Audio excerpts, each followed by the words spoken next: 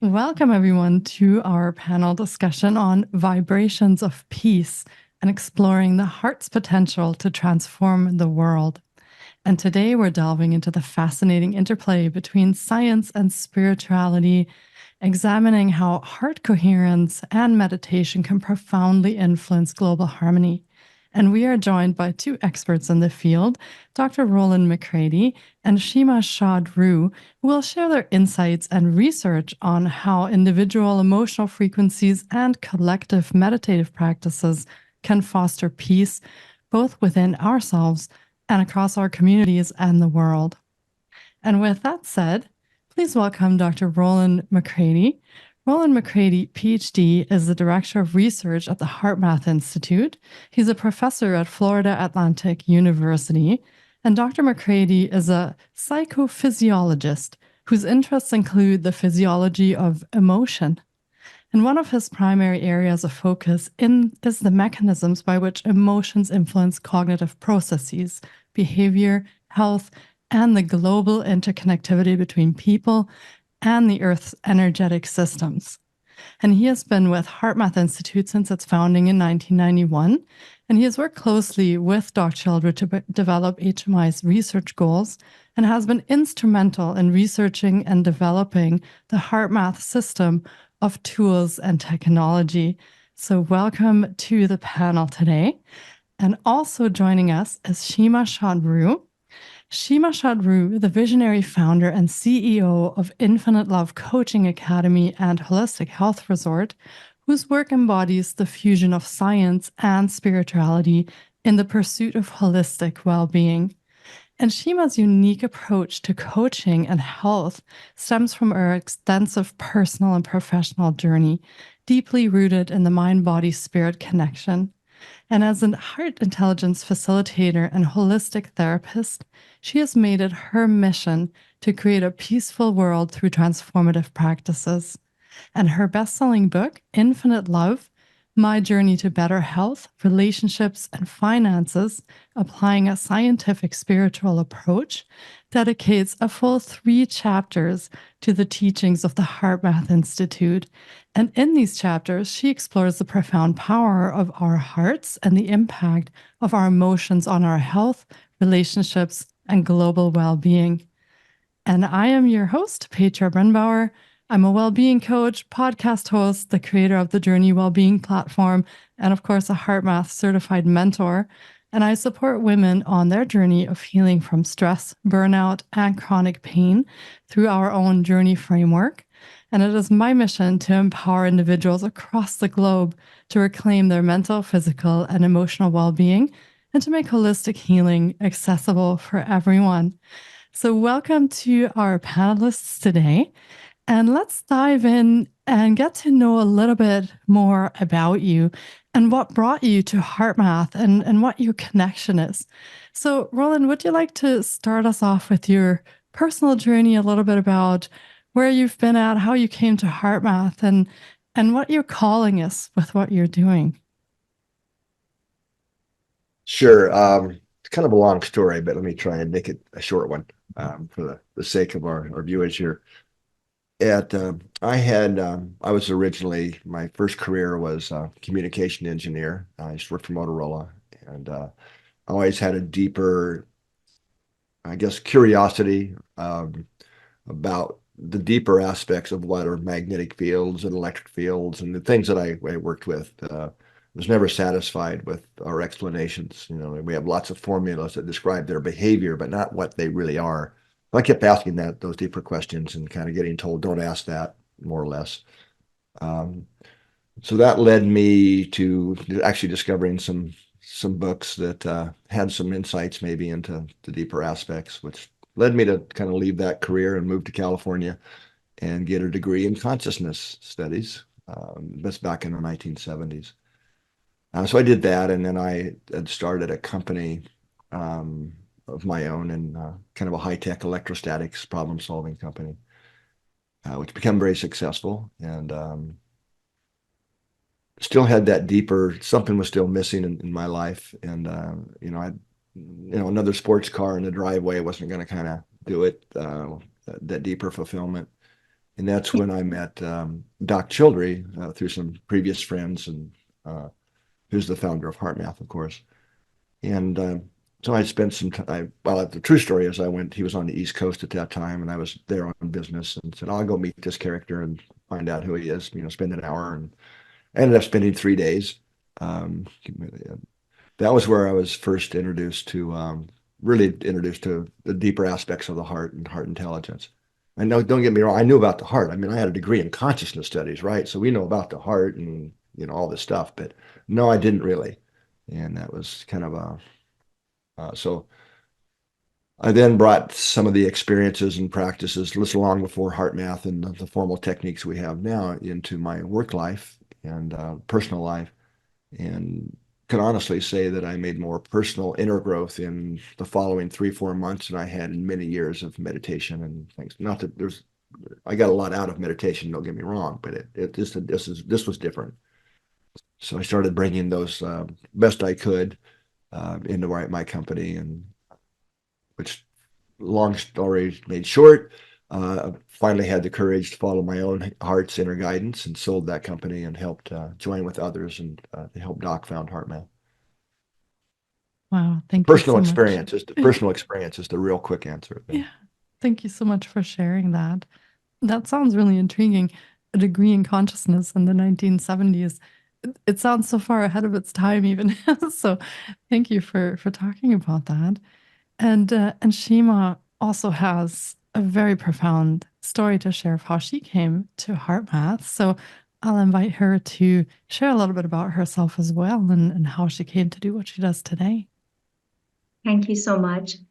Well, I was born during the war between Iran and Iraq, and the first 6 years of my upbringing is under the bombard attacks and witnessing terror, horror, conflict in the world made me question everything, asking right at those early age in my life, how can I establish peace on this planet? First of all, who am I? Why did I come here to this conflict-full world? And how can we make a change? My mom often recalls a specific memory, and she says, you were 3 years old, and I was home alone with you and your 3 siblings. Your father was on a business trip. And in the middle of the night, the hazard alarm went on, and I had a couple of minutes to get us in a safe place. So I grabbed your 1.5 years old sister on my arm, hold your hand, and ask your brothers to follow me 80 stairs down to the basement. In the middle of the crowd, in the midnight, when everybody is running to save their lives and you hear explosions one after each other, I realized that I lost your grasp.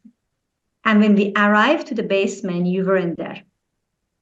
So she says that I was frustrated and I was very scared that I have lost you. Running back all the stairs to the yard, praying to angels to save you. When I arrived to the yard, I have seen you're standing in the corner of the yard, holding your index finger to the sky, pointing to the Iraqi jets and shouting, Saddam, if you are a man, come here and talk to me instead of standing up there and hiding and bombarding my family and friends. She says, I couldn't believe my eyes and my ears. So I grabbed you and ran down to the safety. This story has been repeating since then in my family, and they often make jokes about it, that Shima always wanted to make peace and negotiate with politicians and with world leaders about peace. So I found myself daydreaming all my childhood, being lost in this dreaming, negotiating with world politicians, how can I establish peace? And for a while I thought, this is the mission of everybody else. This is something that we all have in common. And after studying so many different ways of establishing peace, I went to Turkey, spontaneous trip to Konya in the south of Turkey.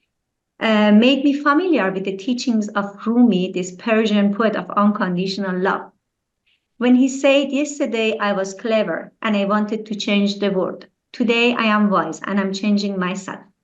This shifted something in me. And it was such a relief to understand in order to change the world, I didn't need to do anything. All what I needed was to change myself. So it was a profound understanding, but I could get the grasp of the depth of this teaching only later on when I became familiar with the HeartMath teachings. When they shared the scientific studies about the electromagnetic field of our heart and how by creating coherence in our heart, we can influence the electromagnetic field of our planet, and how can we create a change in the well-being of everyone else by creating inner peace. So this is the topic that we are going to delve deeper into today, but that is what brought me to HeartMath and made me one of the biggest fan of the amazing work that they did. And I have decided to dedicate 3 chapters of my book, bringing this knowledge, bringing this information to as many as possible.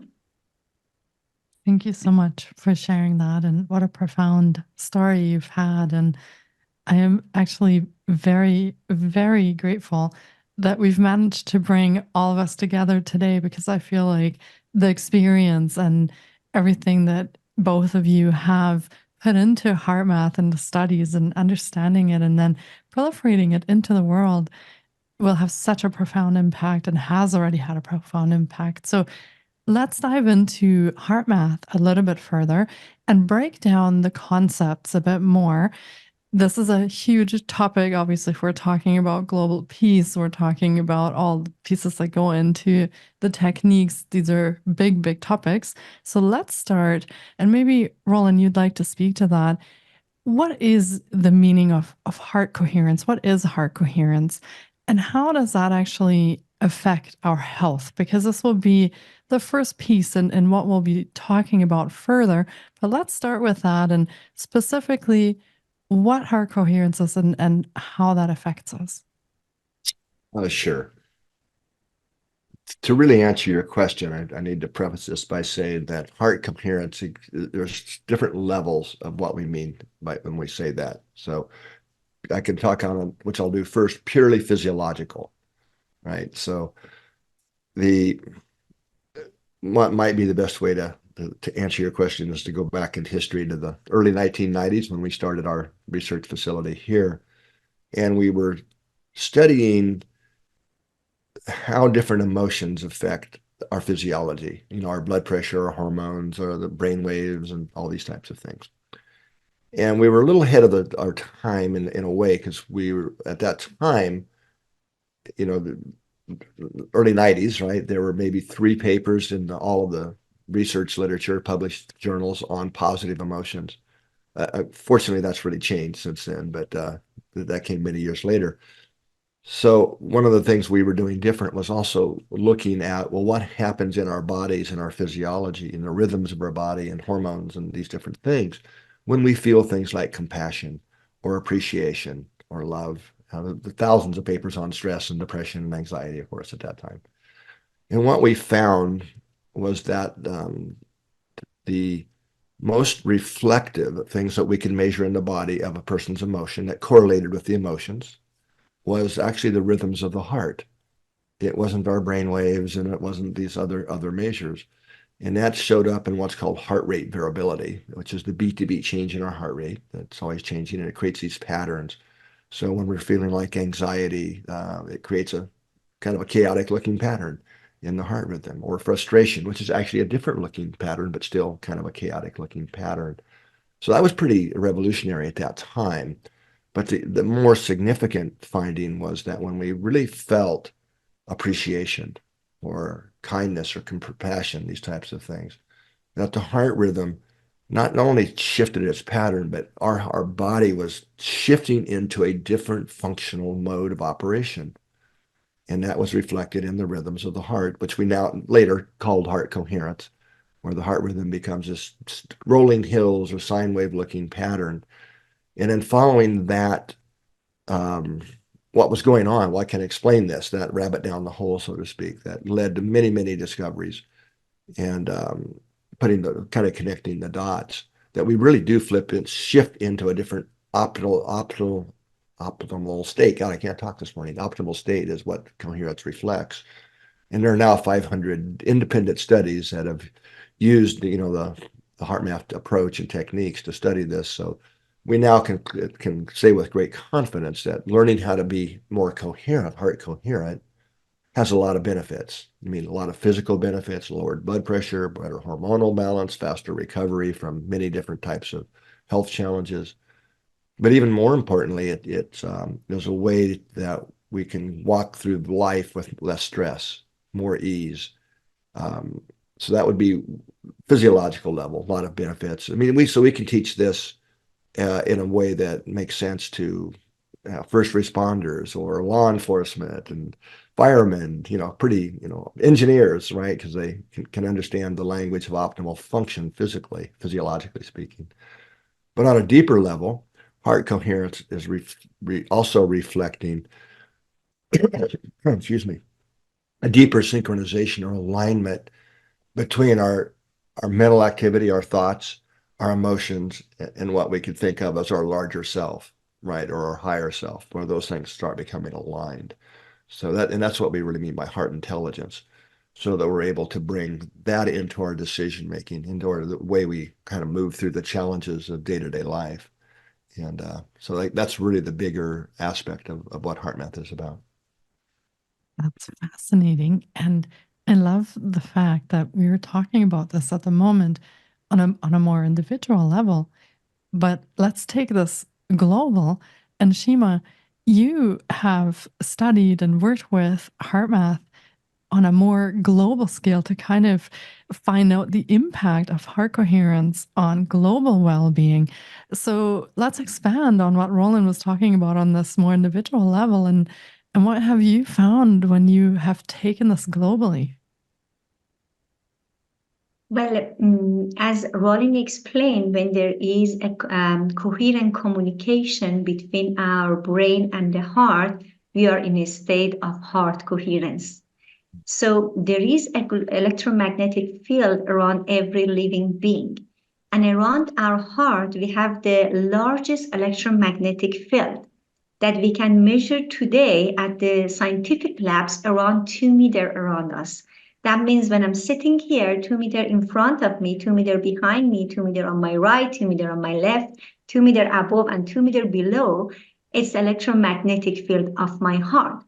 And the electromagnetic field of the heart is mirroring our emotions to the electromagnetic field of the area around me, is mirroring this emotion to the electromagnetic field of other beings, including our planet.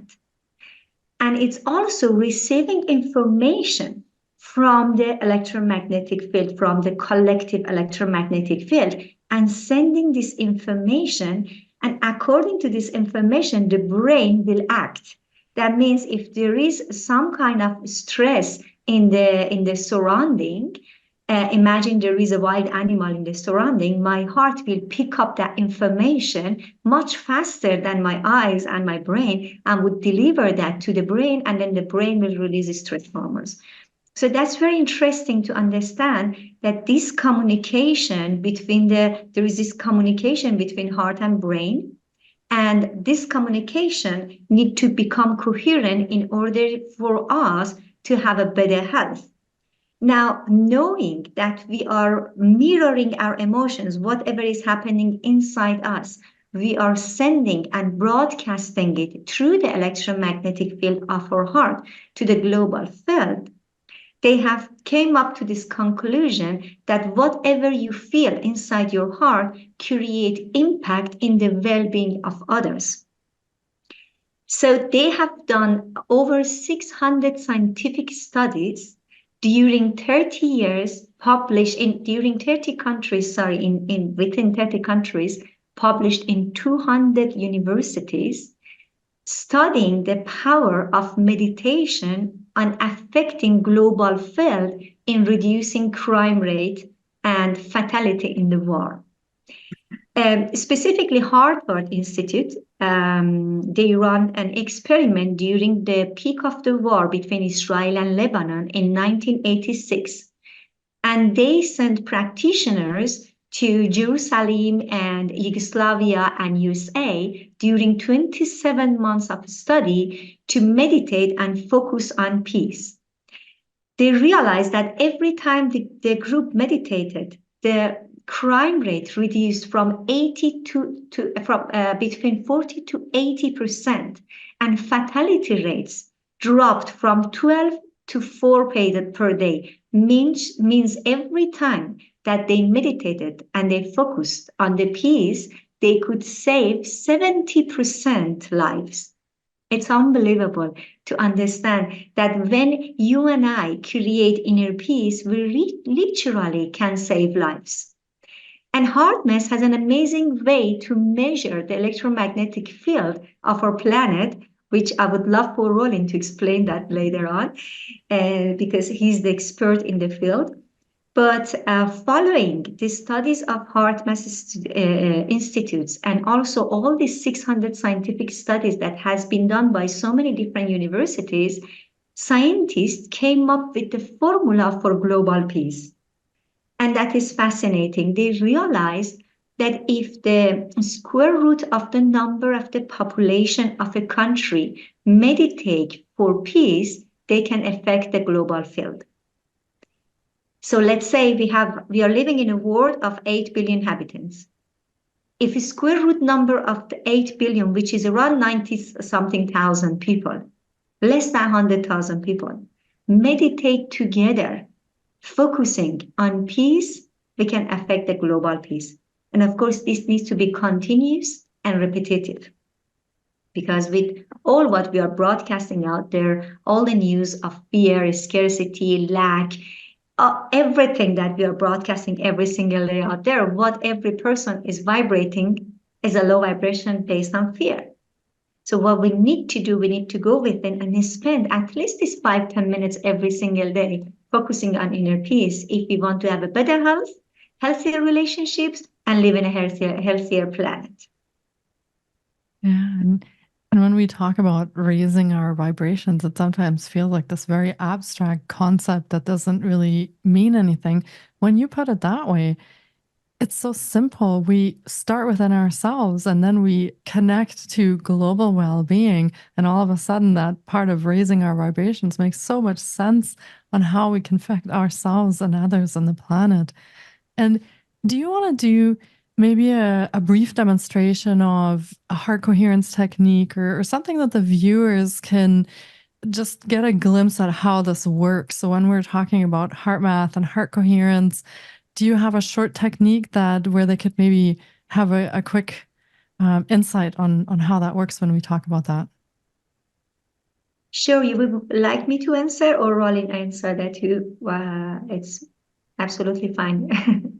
Yeah. You want me to answer that? Okay, sure. Sure, if you want to do one of the short techniques maybe, and then Sure. we'll continue after that. What has been introduced by HeartMath Institute, where we have the expert here for over many years, 30 years doing this research, and they come with this amazing instruction, is that this is a two-step technique which is very, very easy and simple to do at any given moment. First is bringing our attention to our heart. And by focusing on our heart, we can simply close our eyes and place our hand over our heart. We can touch our heart by our fingertips, close our eyes, and I invite everybody to do this together with us now. And just bring your attention to your heart. Maybe you can even hear your heartbeat.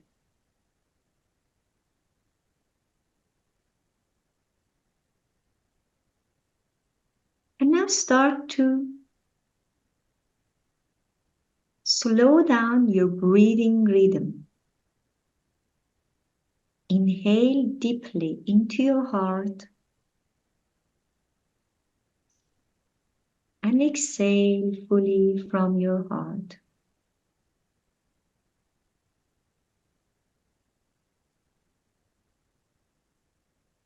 Inhale into your heart.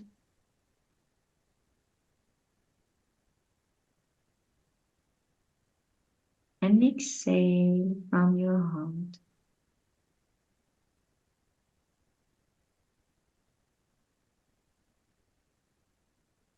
One more time. Inhale. Exhale.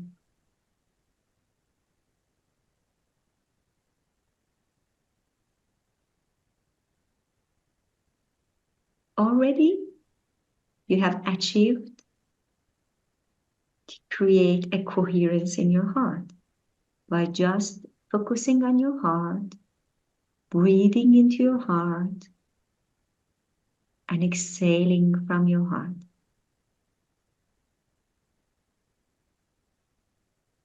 Now, if you're aware, your emotions right now have a different quality. You are more calm, more relaxed. If you pay attention right now to your emotion, if you observe your emotions, you have a calmer, peaceful emotions.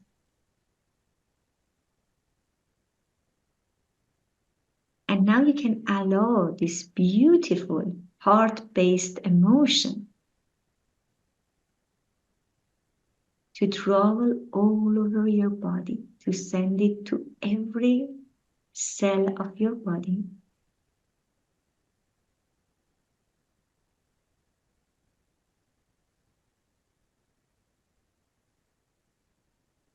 And allow that to expand around you and fill up your aura and your space.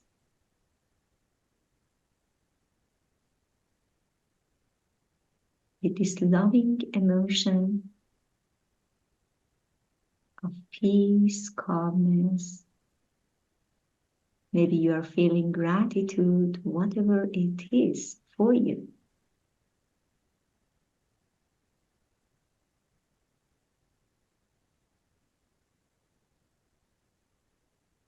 Congratulations.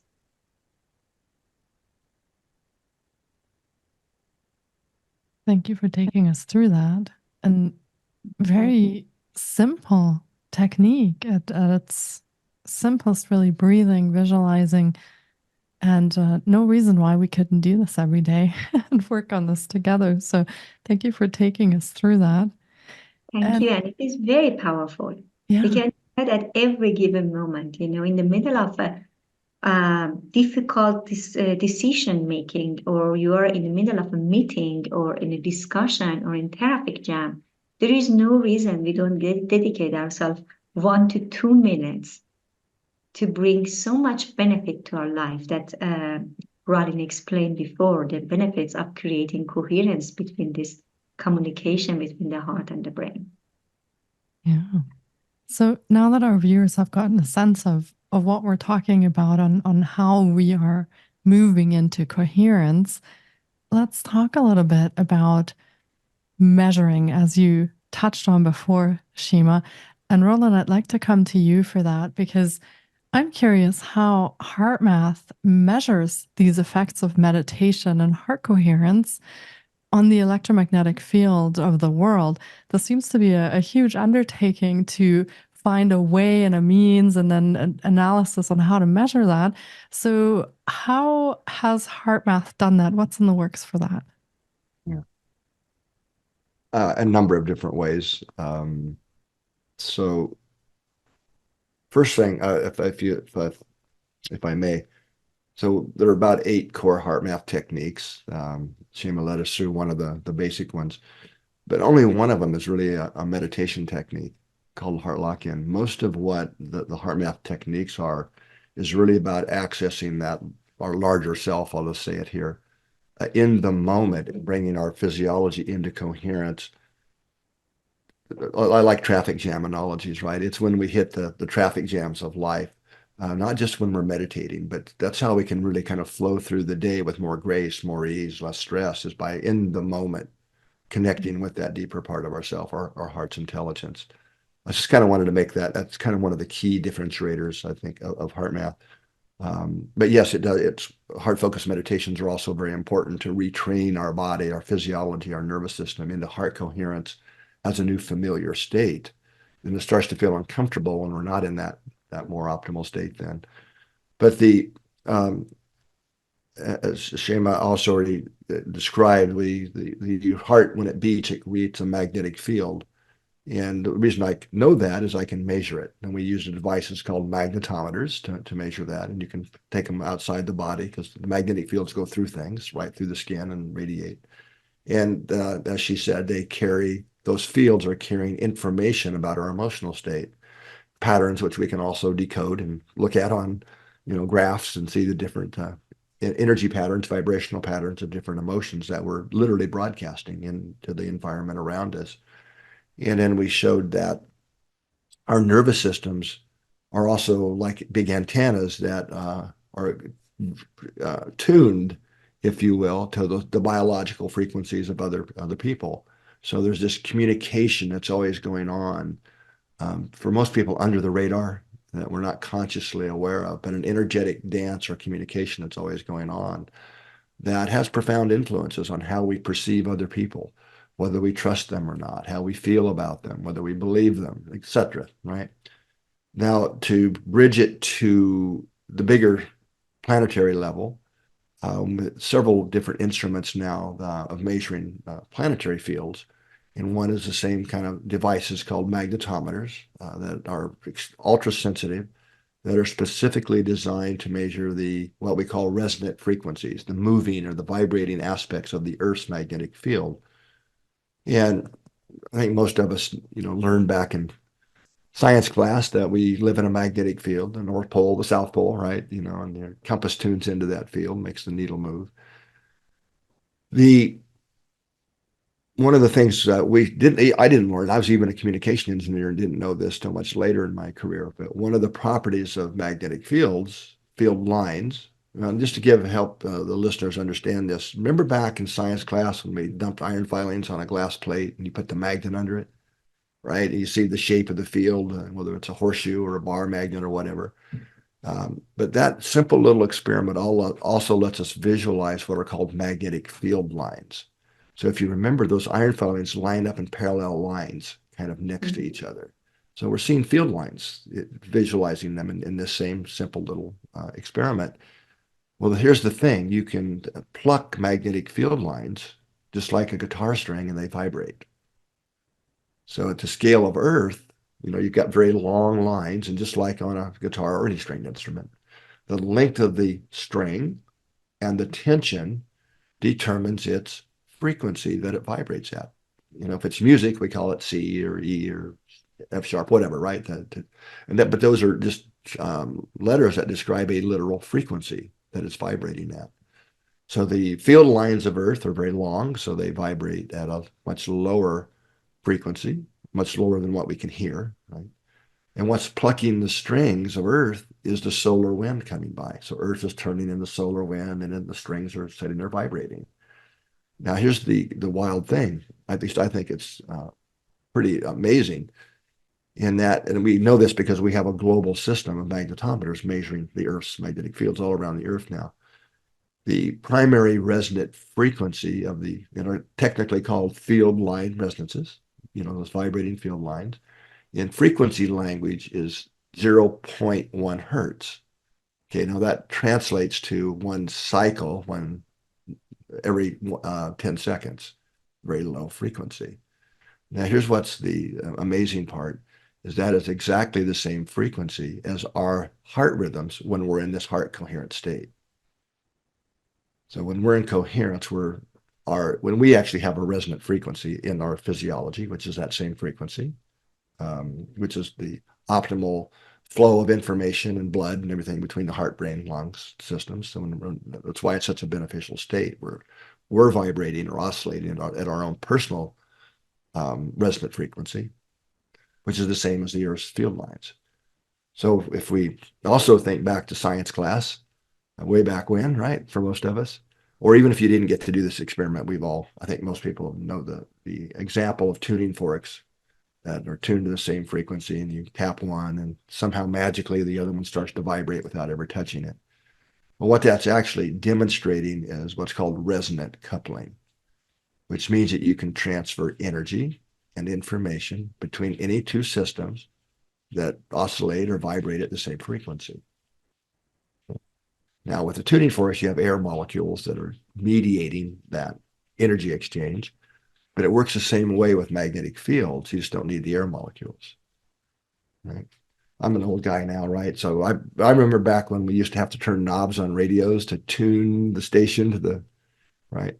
So if you think about it, where we all are now, of all these different invisible magnetic vibrating fields, from all the cell phone conversations next door, down the road, radio stations, TV stations, etc. They're all there now. So what our cell phone does, or our radio, is we tune it to be resonant with that frequency. And as soon as you do, you transfer from these invisible vibrating waves that information into our phone or our radio, and we're having a conversation. So what I'm suggesting here is we work the same way. We're bidirectionally communicating our emotions, thoughts and especially emotions, but thoughts and emotions through these field interactions, because we resonate at the same frequency as the global field. We're all individually contributing our own vibrations, positive or negative, into this global field environment. So it's kind of a giant global field, if you will, that we're all contributing to. So we're affected by it. Clearly, we know that. No question of that. But we're also contributing information into that global field. So that's why when enough people come together, in meditation, you can see the effect in lowered crime rates and these different things. But I want to add one thing here. There's another way we can measure this. I'm going to put that on pause for a second. And that's our latest set of tools in our toolbox here. It's called the Global Consciousness Project. And I'm honored to say we were the new home for this. We were asked to take it over from the originator of this, Dr. Roger Nelson, who started this probably over 25 years ago at Princeton University. And this is you can think of it as a globally distributed scientific instrument that is measuring call it the waves or rhythms in what we can think of as a global consciousness field that we're all interconnected with. And so these devices, they're basically random number generators, which you can think of as an electronic coin flipper, right? They're creating ones or zeros. And what the evidence has shown now with amazing statistics, over 1 trillion to 1 odds against chance, that when enough of us feel something, pay attention to and feel something, it creates kind of a pulse or a wave in the global consciousness field that causes the behavior of these devices, which are hundreds, thousands of miles apart often, to start behaving in the similar way. They start flipping ones or zeros at the same time in the same sequences. So this is so we've created a completely new version of this with new technology called GCP 2.0, Global Consciousness Project 2.0. And I don't have time to really explain all of this, but one of the important things take away from this is what's been shown in these kind of measures is that events that evoke love and compassion from enough people on the planet have the most powerful effect on creating this coherence in the global field. This has been shown over hundreds of events. So we already know that. Now, one of the new hypotheses, or I'll say that we're starting to test, and so far that's looking really good that this is correct, is rather than it being the number of people, like the square root of the population, that there's something even more important, and that is how coherent are the individuals participating, and do they have a shared intention? So experiments now with way fewer people than that, a couple, even a few thousand, we're able to show that we're actually able to pulse the field, the global consciousness field, to create more coherence in the network when they're in a heart coherent state, and with the intention to help lift the consciousness, the baseline consciousness of humanity, with that intention. So we're already seeing, now this has to be repeated a bunch of times to, before I can say we've proven it, but it's looking good. So another way of saying this is when we're in a coherent state, coherence organizes noise, both within our bodies and our physiology, helps connect us with our larger self, who we really are. But we're also radiating more coherent vibrations into our local field. We become more in sync with the people around us, but we're also have more power to connect with the global field and pulse that field with more coherence, which helps lift all other living systems and beings up to a higher state. And if enough of us do that enough, then we can eventually shift to an increased baseline in the global consciousness of humanity. Oh, thank you for taking us through that process. And what an exciting time we live in today to be able to measure this and actually study it. Whereas we may have suspected or thought of, many 100 years ago that that's how it works. Now we can actually measure that. We can scientifically talk about this. I find this absolutely fascinating and very exciting that we all get to be part of this.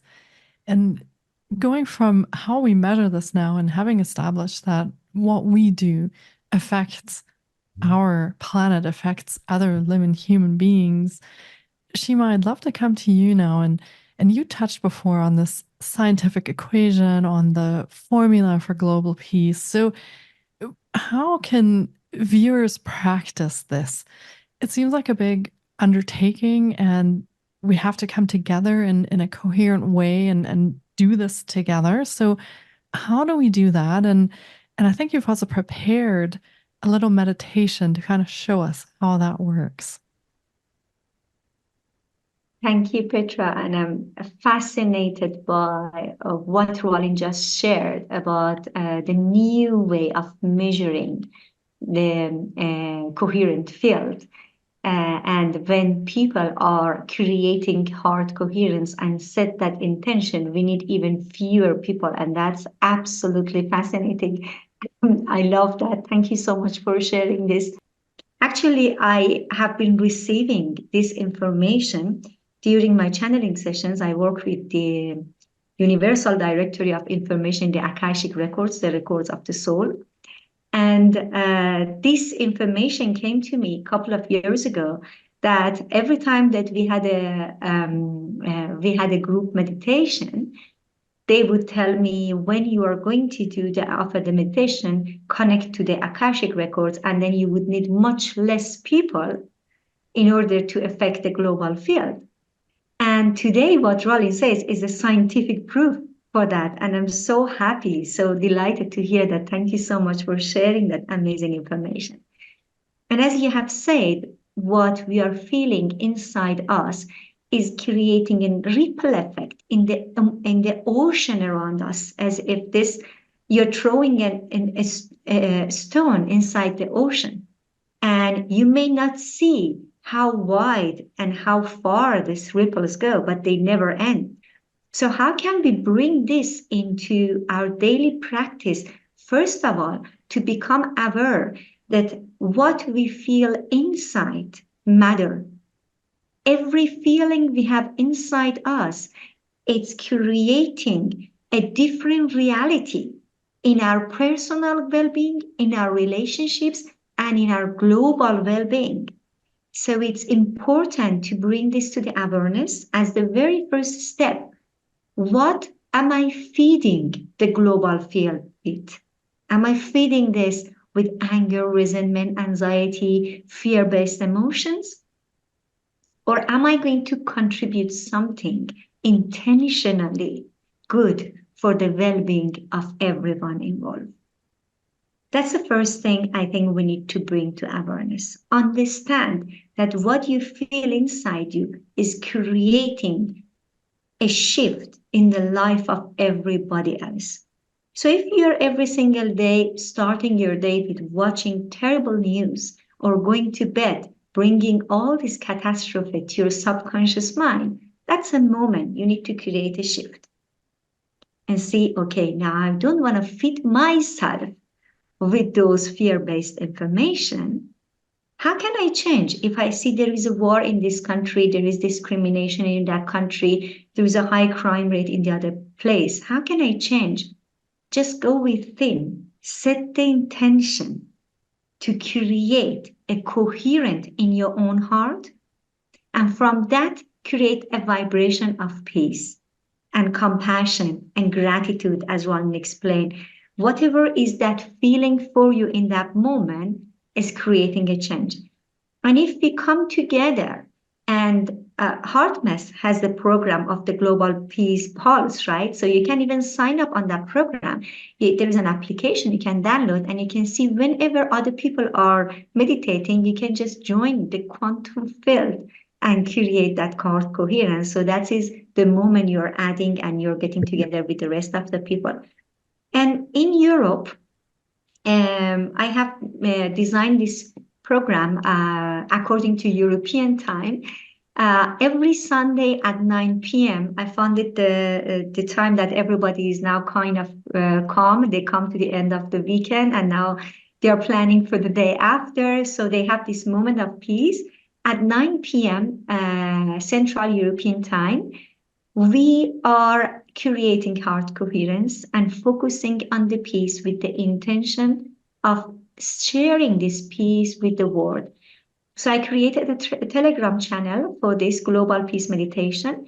If people would like, they can join. But also, you don't need to do anything special. You only need to meditate 5 to 10 minutes, create coherence in your heart, and share that with the world. And knowing if you do it at 9 p.m., you are joining us in the quantum field. So there are many others doing it at the same time.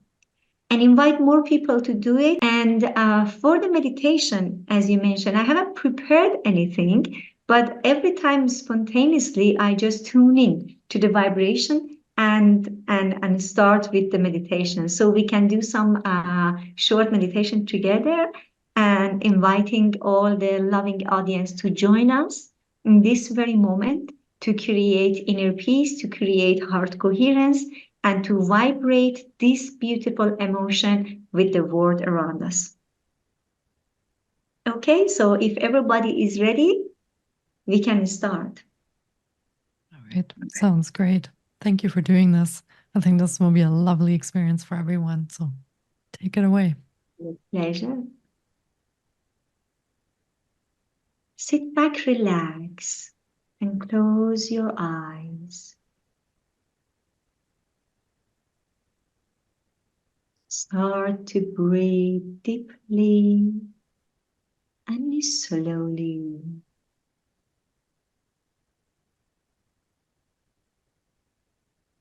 Inhale deeply into your heart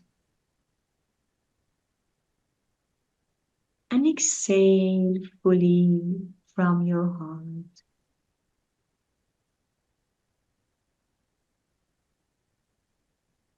And let go. Bring your awareness to this moment, here and now.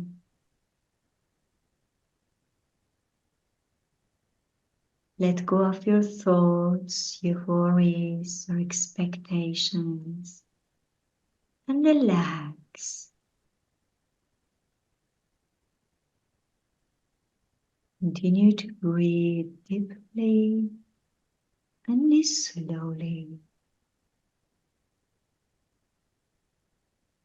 Imagine a beautiful white healing light is coming down to your head, reaching your crown chakra on top of your head.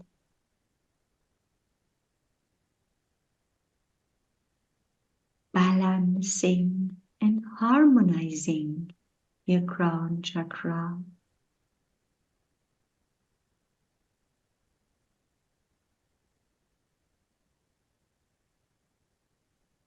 This beautiful white healing light is going down to your head, relaxing your head, relaxing your eyes, your face, your jaw muscles.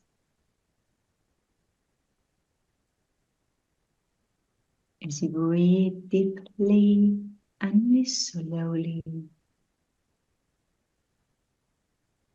allow this white healing light to go down to your spine. Relax your spine and see how this beautiful healing light is balancing and activating every energy centers on your spine.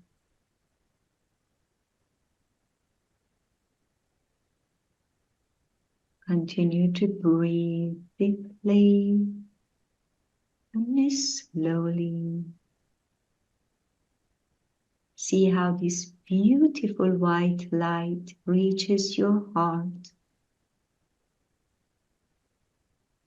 relaxes your heart, cleanses and balances your heart.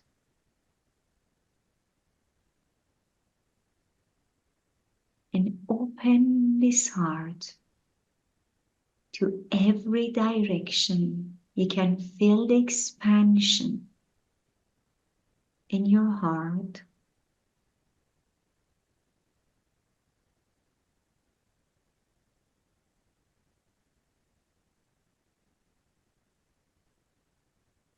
Open yourself a bit more.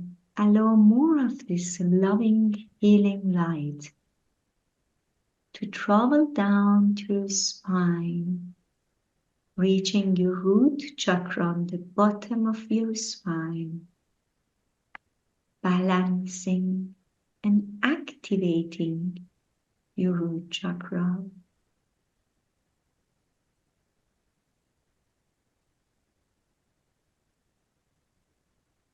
See how this beautiful white light flowing freely from your head to your spine to your root chakra effortlessly, and going down to your legs, knees, feet, relaxing your feet and going down to Mother Earth, grounding you deeply to Mother Earth.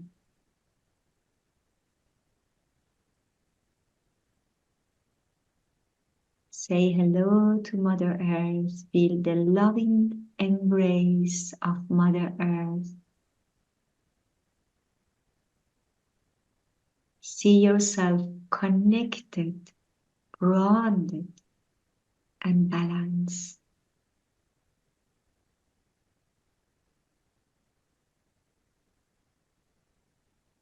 In the heart of Mother Earth, there is a beautiful crystal ball spinning really fast, sending you thousands of photons in rainbow light to your body.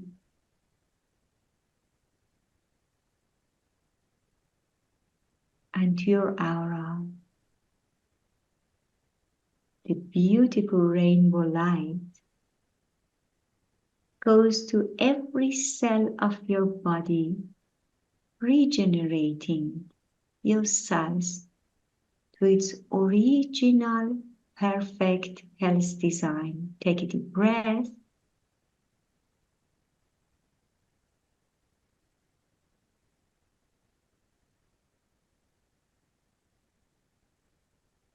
And see how this beautiful rainbow light reaches your heart and merges with the energy of the divine in the center of your heart,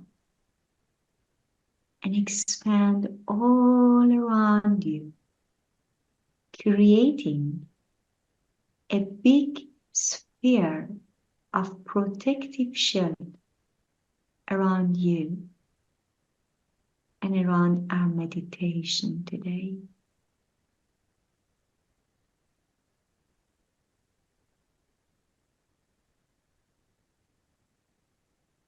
See yourself protected, loved, and guided by this infinite love that holds you.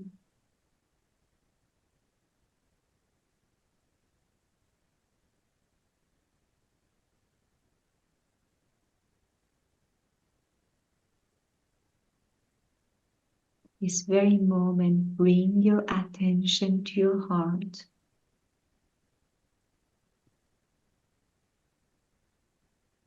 And give thanks to your heart that is beating for you 24/7 without any expectations, giving you life,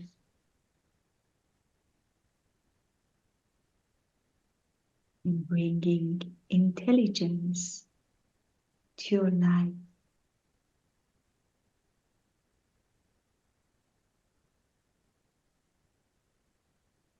So breathe deeply and slowly. See this loving gratitude from your heart is vibrating and expanding to every single cell of your body.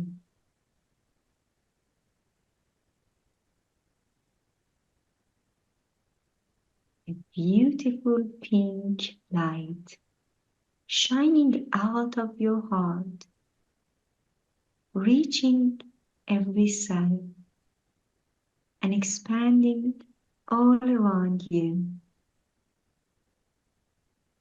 filling up this space around you with loving gratitude.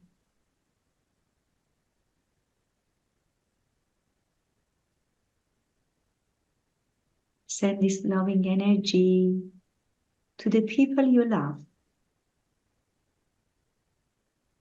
Bring their faces to your mind.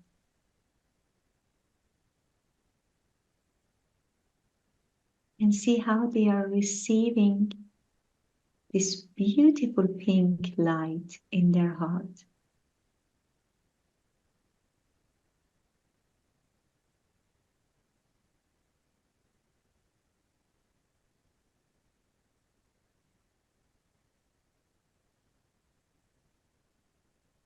With the next inhalation, send more of this loving energy to every single person in your city, to your friends, your neighbors, your colleagues,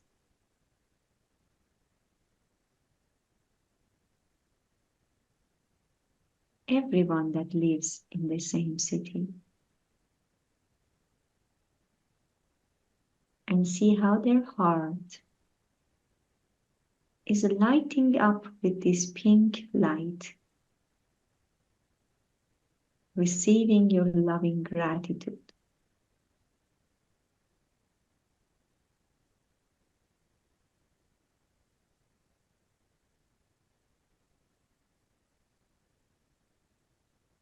Now allow this loving gratitude to expand to your country, reaches the heart of every person in your country.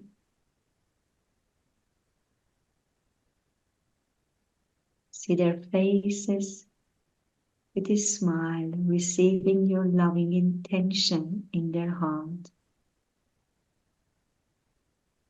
And beautiful pink light is shining in their heart.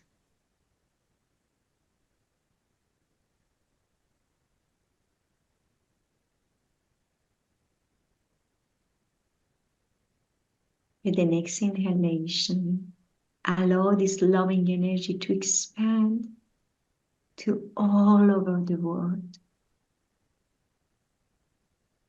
See every human being receives your loving intention and gratitude in their heart. And and bringing a smile on the faces.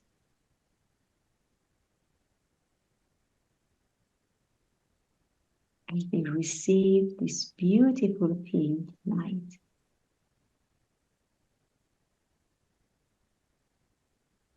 With the next inhalation, send more of this loving energy to every living being on this planet and in this planet. Every animal, every bird, every plant, every butterfly. You are all receiving your loving intention in their heart.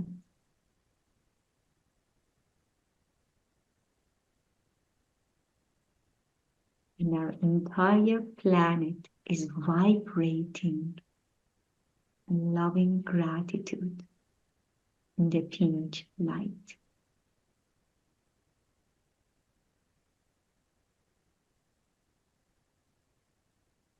The energy of Mother Earth is shifting and raising.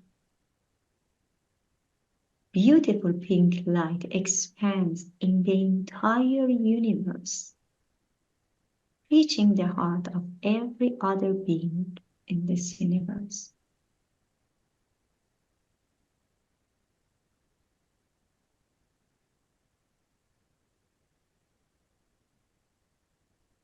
And see how everyone with the biggest smile on their faces open their heart and sending you back their loving energy to your heart. Take a deep breath.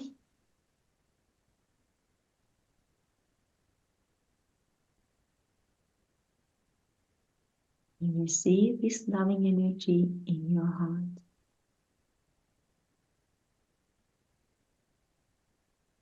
See everyone is living in complete peace and harmony with each other.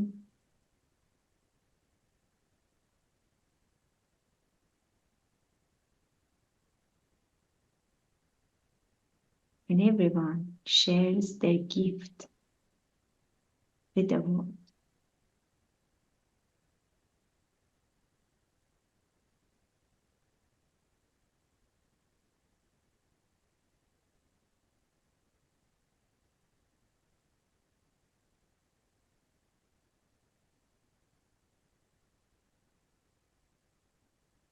Very good. Take a deep breath.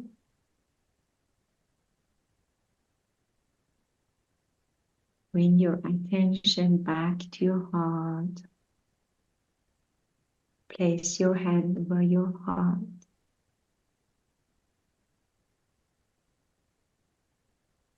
Giving thanks to yourself to participate in this meditation and sharing your love and loving intention with the world,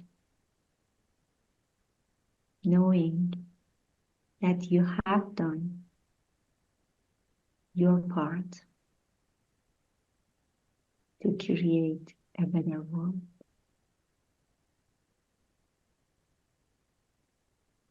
Keep repeating this meditation and do it as often as possible.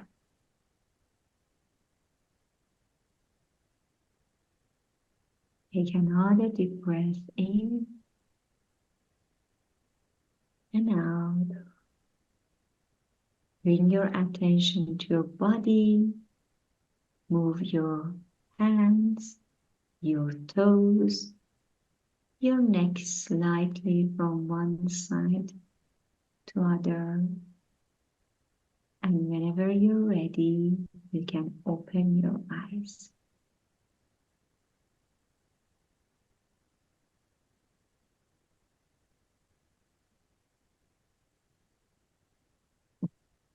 Thank you for that. And I don't I even lost want to I don't don't even want to know. talk and break this energy.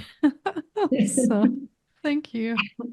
My pleasure. I don't know how long was it. I just lost the time. So I hope it wasn't that long.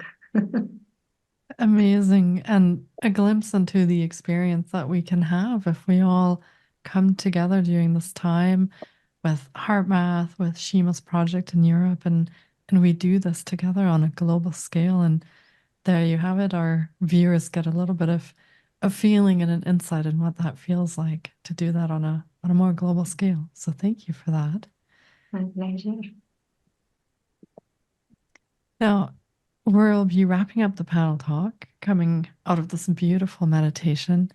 And I'll just ask you both, and starting with Rollin, your final thoughts on what we talked about during this panel talk, on the experiences with the technique, the meditation, with measuring heart coherence, with measuring across the globe. Any final thoughts that you'd like to leave our viewers with today?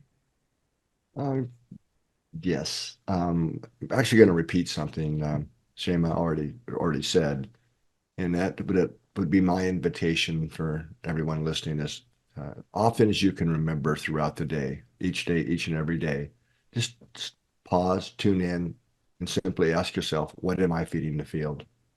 What am I feeding my energetic field? And if you find that it's frustration or impatience or anxiety or maybe even more destructive emotions, that you take some heart breaths, heart focused breathing, and then do that it doesn't take long. You can do this with your eyes open. You can do it while you're driving, in a meeting, whatever. And then just after you do a few breath cycles of heart focused breathing, then just consciously and intentionally shift your inner emotional state to a higher vibration, whether that's kindness, compassion, care, appreciation, doesn't matter.